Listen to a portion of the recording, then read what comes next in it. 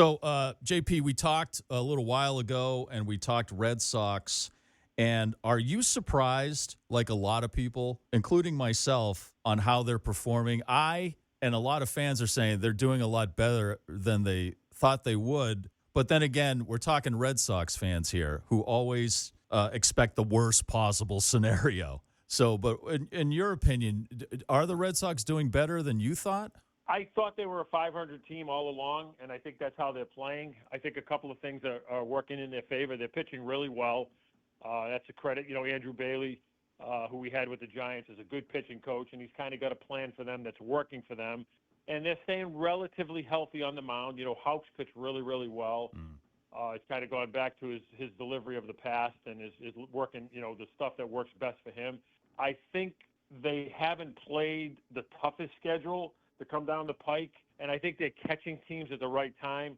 And I think if you look at baseball in general, it's almost becoming like the NHL. There's a lot of parity in baseball. So, listen, you got to play the teams you have to play, so you can't make excuses for who you're playing. But I think they're a 500 club. I think it's nice to see that they're playing maybe better than some people thought they were going to play. But I think in the end, it's still a 500 club.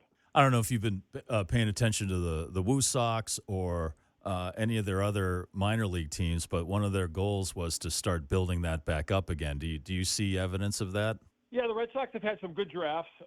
They've got some really good young players coming. I think they're still a few years away from probably seeing that the fruits of their labor. The Teal kid's a catcher. I got to see him at Virginia last year. He's going to be a good player. I scouted Roman Anthony a couple of years ago from Florida. He's going to be a good player. Marcel Meyer's going to be a good player. Nick York's got a chance to be a contributing player. I think the Hickey kid, the Guerrero kid in Worcester, I think they're going to play in the big leagues, along with some of the other guys that are coming through their system. So they've done a good job of building up their system again. And, unfortunately, they don't all get to the big leagues and play the way you hope they're going to play, but at least they've got some talent in the system that they can start showing at the big leagues. And I think if you look at their big league team, Duran's played really, really well. I mean, I think he's a seventh-round draft pick. That was a great pick by them. And some of the other guys are starting to settle into the big leagues a little bit, but they're in a little bit of a transitional period. They're trying to get their big league players, their younger big league players experience. They're trying to groom their minor league players. So I think there's some light at the end of the tunnel. It's just a tough division to play kids in. And you mentioned Tanner Hope, and he's really come along. I was surprised to see they let him go 7 innings a couple of weeks back, and I know that's something you had mentioned, that they should let pitchers pitch. And I think it's great that they did it. You're watching the pitcher. The pitcher is dictating to you what's going on, and a credit to Cora, to leave him in there for the 7 innings, because he's feeling the game, the feel of the game, the pulse of the game. He knows how Houck's feeling. He's checking with him in between innings. He's watching the results. I mean, imagine we're getting excited about guys going 7 innings now. I know, it's right? Crazy it's crazy.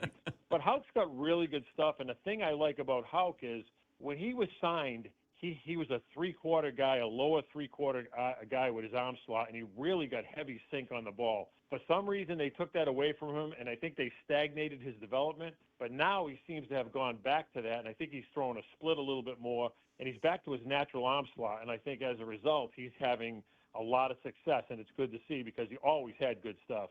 All right, JP Ricciardi, thank you so much. Check out JP on the podcast, The Brushback. You can get it wherever you listen to your podcast. Fantastic stuff. Again, that Howard Bryant episode was great, and I know you got some really great guests coming up. Yeah, looking forward to it, and I appreciate it. Thanks for having me on.